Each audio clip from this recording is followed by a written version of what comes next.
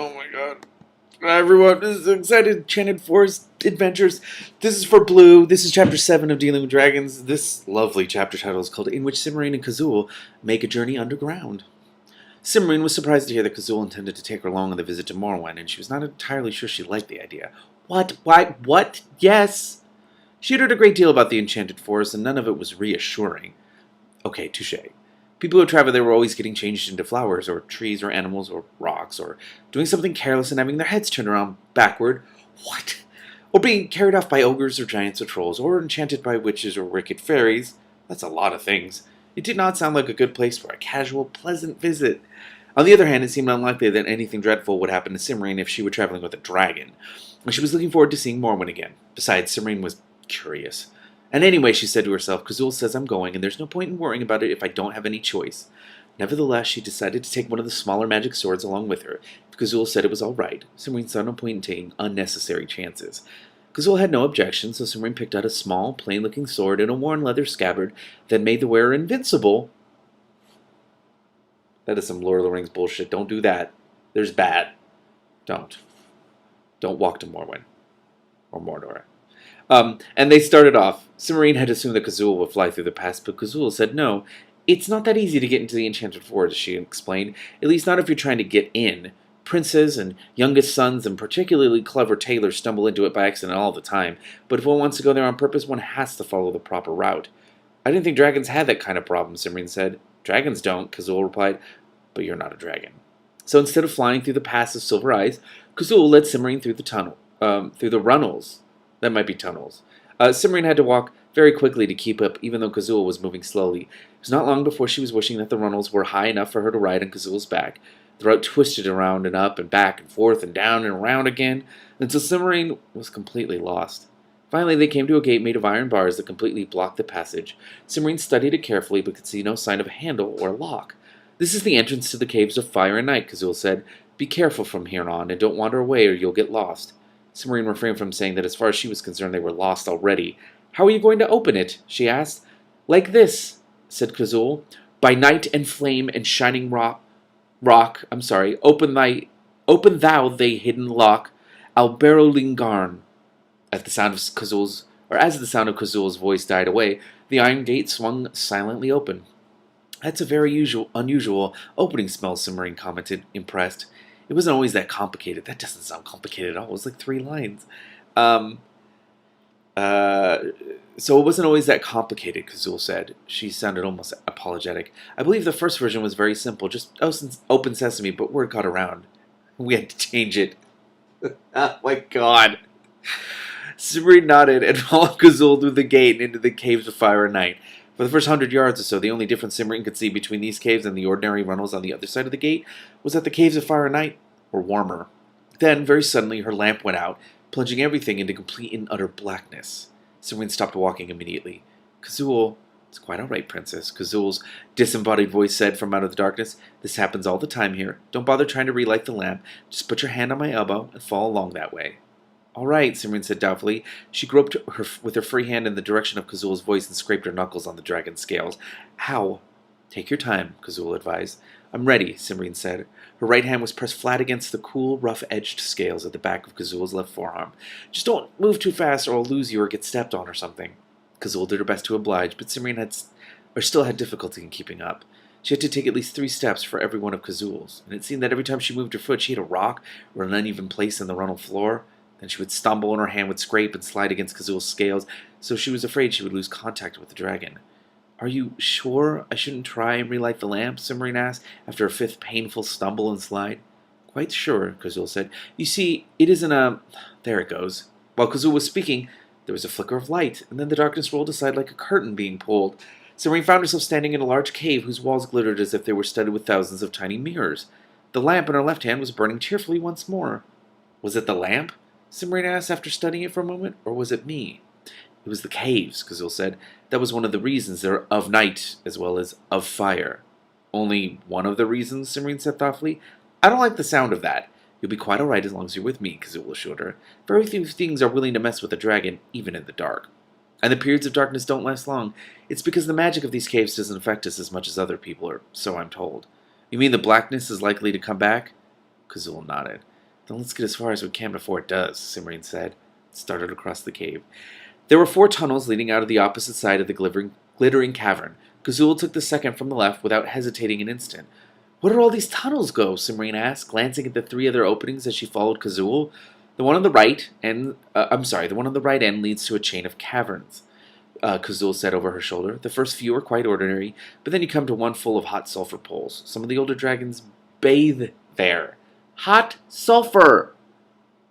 They claim the water is good for rheumatism. Beyond that is a cave with molten silver dripping down the walls, and the chain ends at a deep chasm with a river of red-hot melted rock at the bottom. That doesn't sound very attractive, Simrine commented. The dwarf smiths find it very useful for forging magic swords, Kazul assured her. The second tunnel on the right takes you into a maze. The tunnels and caverns constantly shift around, so that no matter how carefully you mark your way, you always get lost. Even dragons? Kazul nodded. Though I believe there was one prince who managed to find his way out with a magic ball of string. Oh, bother, said Simrine. The lights had gone out again, just as they emerged into a small cave. It's quite all right. This part's easy, Kazul said. Next time I'm bringing a cane, Simrine muttered.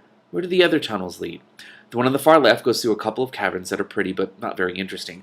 We're always chasing knights and princes out of it, though. They come for flasks of water from the bottomless pool at the far end. What does it do? Simrine asked. Ow! She had just banged her right elbow against the wall of the cave in the dark. It casts a cloud of darkness for 20 miles around when it's poured on the ground. Kazul replied. How useful, Simrine muttered balefully, rubbing her elbow. And this tunnel leads to the enchanted forest by way of the king's cave, Kazul finished. Oh, good. I was hoping to see that, Simrine said. The king's cave was the chamber where the first king of the dragons had found Colin's stone, and the Historia Dracorum had not described it anywhere near well enough to suit Simrine. Oh, I like that. She's like, I need to see it for real. I don't need to read it or have it described to me. And here's the light coming back, thank goodness. Let's hurry before it goes out again. They went through 3 small caves and 2 more periods of blackness before they reached the king's cave. King Kazul pointed out various locations of interest, such as the wall of crystal with a chip in one corner where the prince of the ruby throne had stolen a piece of magic to make a magic ring, and the jewel-studded cavern where the king of the dragons met with people who needed impressing. There's one very eerie cave full of slabs of black rock. Most were standing on end, though a few had fallen over. Kazul said they were all enchanted princes. All of them? Simrine asked, appalled. There were at least 40 of the stone slabs, and the cave was quite crowded. Kazul shook her head. No, the one on the end is just an ordinary boulder. How did it happen? The princes came to steal some of the water of healing from the well at the end of the cave, Kazul said. There are 2 dippers by the wall. One is tin, the other is solid gold and covered with jewels. The princes all tried to use the gold one, even though they'd been told that only the tin dipper would work. It's no more than they deserve. Simrine frowned, thinking some of the princes should have known. Or thinking of some of the princes she had known. Well, I won't deny that they probably behaved foolishly, but foolishly, Kazul snorted. Any reasonably well-educated prince ought to have the sense enough to follow directions when he's on a quest, but all of these fellows were sure they knew better. If they'd simply done what they were told, they wouldn't be here. I feel like that's meta-commentary on, quests and fantasy books. Anyway, still, turning them into slabs of stone forever seems a little extreme. Oh, they won't be stone forever, Kazul said. Sooner or later someone will come along who has the sense not to improvise, and he'll succeed in getting the water. Then he'll use some of it to disenchant this lot, and the cave will be empty for a while until the next batch of young idiots starts arriving. Oh my god! Simrine felt better knowing the princess would someday be freed, though she had sense enough not to try doing it herself. Since she had not been sent on a quest for the water of healing, it was highly unlikely that she would be able to disenchant the princes, even if she succeeded in taking the water. And she knew enough about quests and enchantments and the obtaining of things with magical properties to know that she would probably get into a lot of trouble if she tried. Very, very genre-savvy. So she tucked the matter into the back of her mind and followed Kazul through the stone-filled cavern. She was careful not to step on any of the fallen slabs. Just outside the entrance to the next cave, Kazul stopped. This, she said, is the king's cave. We have to cross it as quickly as we can. Don't stop in the middle and don't say anything while we're inside. Oh, God. Well, follow directions. Understand? Good. Come on, then. As soon as she slipped inside the cave, Simrine understood the reason for Kazul's request for silence. The walls, the ceiling, and the floor were made of dark, shiny stone that multiplied and threw back echoes of even the smallest sound. The soft scraping of Kazul's scales against the floor sounded like 30 men sawing wood, and the tiny gasp Simrine gave at the sight and sound of the cave was as loud as if she had shouted. Simrine went on as quietly and carefully as she could. Halfway across, she noticed the vibration It began as a gentle and not unpleasant buzzing in her bones. That's horrifying! Unrelated to the loud and continually multiplying echoes of her passage, though it too grew stronger the farther she went into the cave. Kazul was in front of her now, and she saw the dragon's tail lash once, as if in pain or anger. Suddenly she remembered Kazul's description of the aura that made it impossible for most dragons to carry Collinstone, and that this was the place where Collinstone had been found. No wonder Kazul was uncomfortable. Cimmerian found herself wishing she could stop and pay attention to the humming in her bones, but she remembered Kazul's directions and continued walking. She had nearly reached the exit when she saw a pebble about the size of a thumbnail, made of the same dark, shiny stone as the cavern walls. Kazul had said nothing about picking things up. "Oh my God, Cimmerian, what are you doing?"